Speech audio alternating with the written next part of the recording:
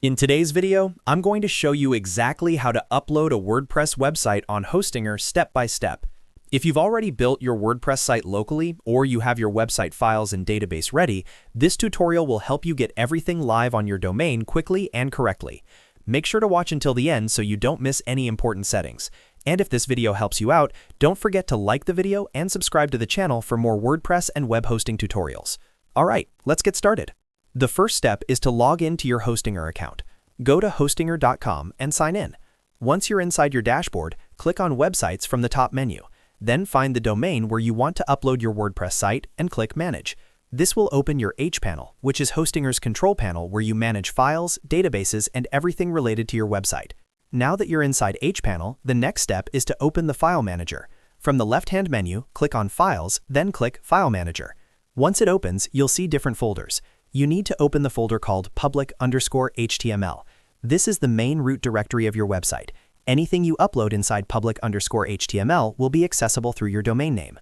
Before uploading, if there are any default files inside public_HTML, like a default index file, you can delete them to avoid conflicts.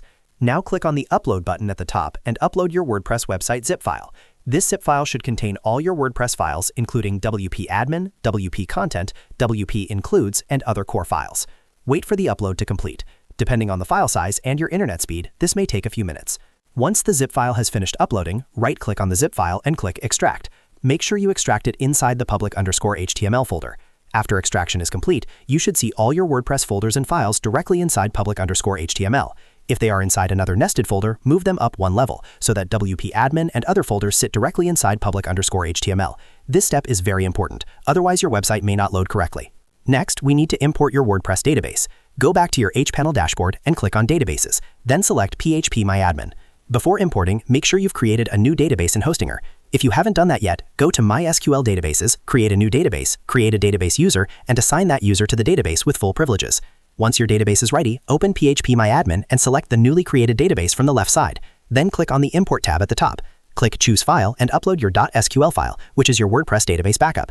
After selecting the file, click Import at the bottom and wait for the process to finish. Once done, your database will be successfully uploaded. Next, we need to connect your WordPress files to the new database. Go back to File Manager, open public_HTML, and find the file named wp-config.php. Right-click on it and choose Edit. Inside this file, look for the Database Configuration section. You'll need to update DB name with the name of the database you created in Hostinger. Then update DB user with your database username. Finally, update DB password with the password you set for that database user. Make sure the DB host is set to localhost, which is the default in most Hostinger setups. After updating these details, click Save. At this point, everything should be connected properly.